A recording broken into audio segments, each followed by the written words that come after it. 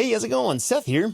In this video, I want to talk a little bit about a title search issue and also like a due diligence issue that plays a lot into land entitlements. Say if you are trying to buy a piece of vacant land and you want to understand what can be done with this piece of vacant land. Could I build a house on it? Could I build a commercial property on it? Can I farm on it? Can I do nothing with it? What am I able to do with this property? And there's a lot of different things you have to look at to really understand this completely. But one of the things that you really want to pay attention to is the local zoning ordinance, and also understand if there's any restrictions on the property, like deed restrictions or protective covenants on the property. These are basically things that at some point in the past, somebody, when they subdivided the property or created some kind of a development, put what they call deed restrictions. Sometimes they go by other names, but it basically limits what you can do with that property in the future. And I think the idea behind these is ultimately to help protect and preserve everybody's property values in the area. But it can also be a huge pain because maybe you can't do what you otherwise would be able to do because of these restrictions there. So I'm going to try to illustrate this and explain how this works with a recent prospective deal I was looking at. So this is a property in Michigan that I was looking at with the hope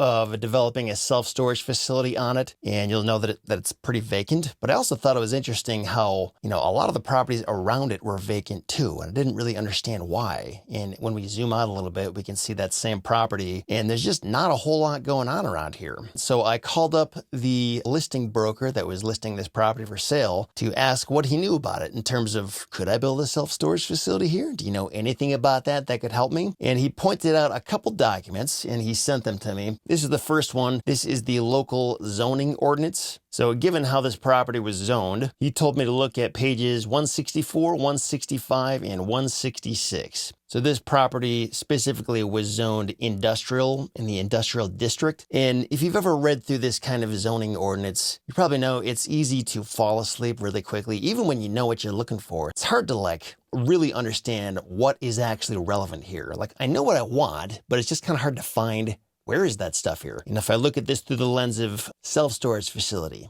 can I do that here? And I can read through all this stuff. It talks about a lot of stuff that's not relevant to me. It's like, okay, just show me the self-storage stuff. Show me the stuff that's relevant that I might care about. It can just be kind of hard to find that and really make sure you're seeing everything. So what I'm going to do is just highlight all this stuff. And there's this awesome AI chatbot called Claude. And depending on when you're watching this, if you're watching this 5 years in the future, I'm not sure if Claude will still be a big thing or not, but this is one of these highly intelligent AI chatbots. And the really nice thing about this is that you can put a lot of information into one prompt. For example, I could probably copy and paste this entire PDF into one prompt and tell Claude, I'm trying to build a self-storage facility and I'm looking through this zoning ordinance to see if there's anything in here that would prohibit or disallow me from building this type of property in a industrial district, because that's how this property is zoned. So I'm just gonna paste this text right here and it's gonna paste it as a text file. So in addition to this text I just pasted from the zoning ordinance, I'm going to say, I'm trying to build a self-storage facility on a property zoned industrial. And after reading through the Manistee Township zoning ordinance, I'm not sure if I'm comprehending everything. So I'd like some help reading through this to determine whether a self-storage facility would be permitted, including outdoor boat and RV storage. I'm going to paste the text from the zoning ordinance, and I'd like your help in reviewing it to see if a self-storage facility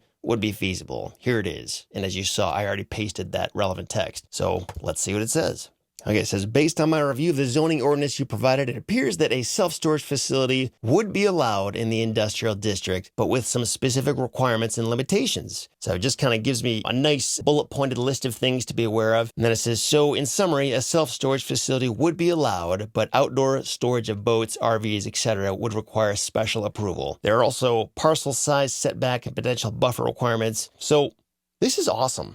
If I were to just read through the original text, I may or may not pull out those critical pieces of information. I mean, if you're anything like me, my reading comprehension is really not good. If I'm not entertained by what I'm reading, it's just really hard for me to follow everything that's going on and find the stuff that really matters. And this is just an amazing way to save a lot of time and also doing a much better job of pulling out the relevant information. So this is an awesome use case for this kind of chatbot, especially one like Claude that can handle a lot of text and read through all of it. But again, with this property, it's not just the zoning ordinance I need to worry about. I'm also aware of these restated declaration of protective covenants that apply to this entire neighborhood of industrial properties. And this could possibly give us some insight into why so many of these surrounding parcels are vacant as well. Maybe there's too many restrictions in place, or maybe there's a reason that a lot of other businesses are scared off from developing here because these protective covenants put a little too much strain on what people are able to do here. So this is an issue that you have to do a title search in order to discover whether these even exist in relation to your property. So if you're doing your own title search, this kind of thing should come up if it affects your property. And if you're hiring a title company to do this for you, they may not give this to you outright, but you can ask them for the supporting documents to show what they pulled in the title search so you can see all the stuff they looked at. And this would be one of those things. So once you have these and once you're aware that those are in place, this is another thing you want to take a look at and be aware of to figure out, are there even more hoops I'm going to have to jump through? Are there even more restrictions and potential problems I'll have to navigate through in order to do what I want to do? Because sometimes these protective covenants or deed restrictions can be kind of crazy, and it prohibits most of the potential uses that you might have in mind. This kind of thing is very, very common in homeowners associations because they want all of the parcels in that neighborhood to just be houses, and they want all those houses to look very similar. So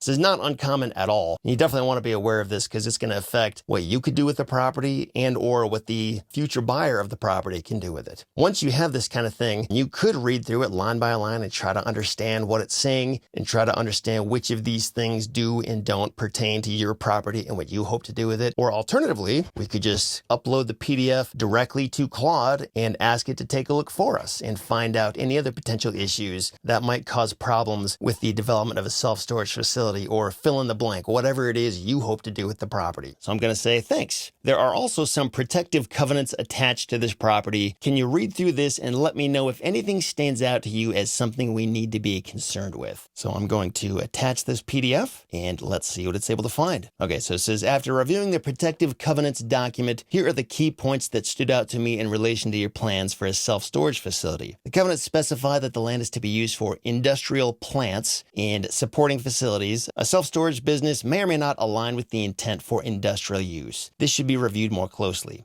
And then approval is required from the sellers for the site plan and building plans prior to construction. This would be an important step. And this right here actually ended up being a fairly significant issue because the situation with this property is that it's actually owned by the city. And what the city wants is for anyone who develops a new building here, they want them to actually bring jobs to the area. For example, building a manufacturing plant where workers come on site and work there, and it just creates jobs in the area. And a self-storage facility like the one that I would be building would not check that box at all. Because of that requirement and some of the other stuff with this particular site, we ended up deciding to just not do this because there were too many unknowns, and that issue in particular we felt would be kind of a showstopper. And this is the kind of thing where if I were to read through this thing line by line as it's written, I just know myself, and I know that there's a very high likelihood I would miss that kind of detail and end up getting a lot further along in this process, possibly spending a lot of money before I finally figured out, no luck, this isn't going to work for you. And this was just a really good way to save myself a ton of time and mental energy by taking that document that you would normally find in a title search and running it through there